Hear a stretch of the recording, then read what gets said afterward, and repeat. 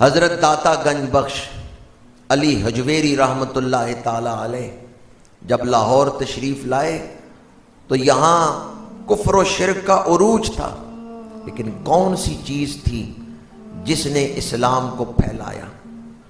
یہی فکر آخرت، یہی لوگوں کے دلوں میں اخلاق حسنہ کی محبت پیدا کرنا اور اپنے اچھے اخلاق دکھانا اور اپنے فرض کو ادا کرنا۔ اس وقت بھی معاشرے میں جادو عام تھا اور لوگ چاہتے تھے شارٹ کٹ کے ذریعے منزل تک پہنچ جائیں۔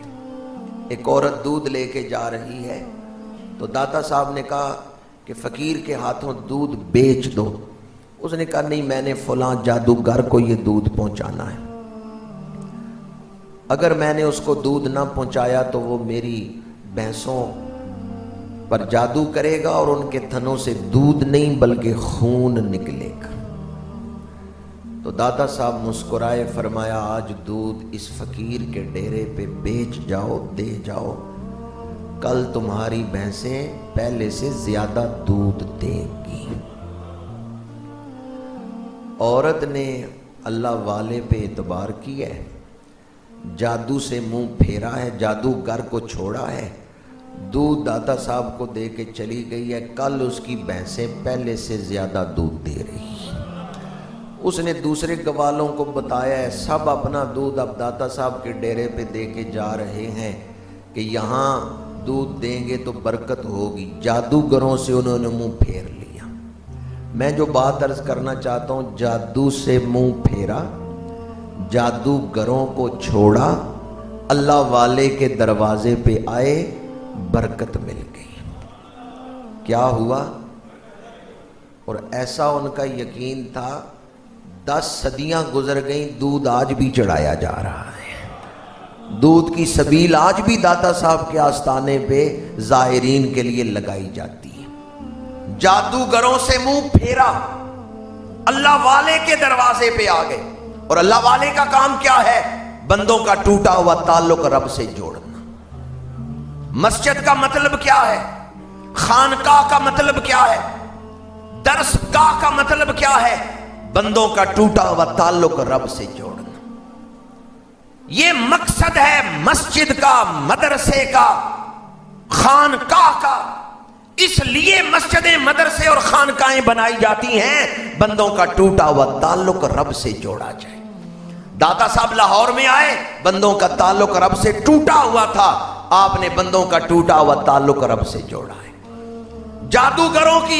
جادوگروں کی بڑی شہرت تھی اور وہ دنیا کما رہے تھے اپنے جادو کے زور پر۔ اور جادو کی ایک حقیقت ہے، ایسا نہیں ہے کہ جادو علم نہیں، جادو علم ہے، ایک دائرے میں جادو اثر بھی کرتا ہے، لیکن جادو شیطانی علم ہے۔ اور بعض جادو ایسے ہیں کہ ان پہ پڑھنے سے آدمی کافر ہو جاتا ہے، اور اکثر جادوگروں کا اخیر جو ہے وہ ماڑا ہوتا ہے، کفر پہ مرتے ہیں، مرتے دم کلمہ نصیب نہیں ہوتا۔ اس لیے خود بھی جادوگروں سے بچیں اور یہ یقین اللہ کی ذات پہ پختہ کریں کہ ہر امر کا فیصلہ کرنے والا میرا رب ہے۔ اس دور کا بہت بڑا جادو تھا رائے راجو، وہ داتا صاحب کے پاس آیا۔ جب اس کو پتا چلا نا لوگ جادوگروں سے ہٹ رہے ہیں اور اللہ والے کے ڈیرے پہ جا رہے ہیں، تو داتا صاحب کے پاس آ کے مختلف طریقوں سے آپ کو چیلنج کرتا رہا، اللہ والے نظر انداز کرتے رہے۔ داتا صاحب نے توجہ نہیں فرمائی، اس نے کہا میرے مقابلے میں آئیں، دے میں ہوا میں اڑ سکتا ہوں۔ یہ کہہ کے اس نے کچھ منظر پڑے، اپنے جسم کے ساتھ ہوا میں اڑنے لگا۔ داتا صاحب مسکرائے، فرمایا یہ کام تو میرے جوتے بھی کر سکتے ہیں۔ اپنے جوڑوں کی طرف نے کی، آپ کے جوتے ہوا میں اڑنے لگ گئے ہیں، اور رائے راجو سر پہ برسنے لگے، وہ نیچے گرا۔ پھر اس نے قریب جھاڑیاں تھیں، درخت تھا، اس کی طرف پھونک ماری، آگ لگ گئی۔ داتا صاحب نے فرمایا مردوں والے کام کرو، مردوں والے کام کرو۔ داتا صاحب نے صرف نگاہ فرمائی ہے، لگی ہوئی آگ بجھ گئی۔ رائے راجو سمجھ گیا میں جو کچھ کر رہا ہوں وہ جادو ہے، یہ جو کر رہے ہیں جادو نہیں ہے، یہ نظر ولایت ہے۔ آپ کے قدموں پہ گرا، اسلام قبول کیا۔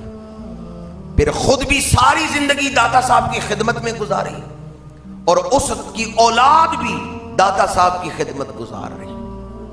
اس کا مزار بھی بعض محققین کے نزدیک داتا صاحب کے مزار کے احاطے میں ہی ہے. شیخ ہندی اس کی قبر پہ جو کتبہ لگا ہوا ہے.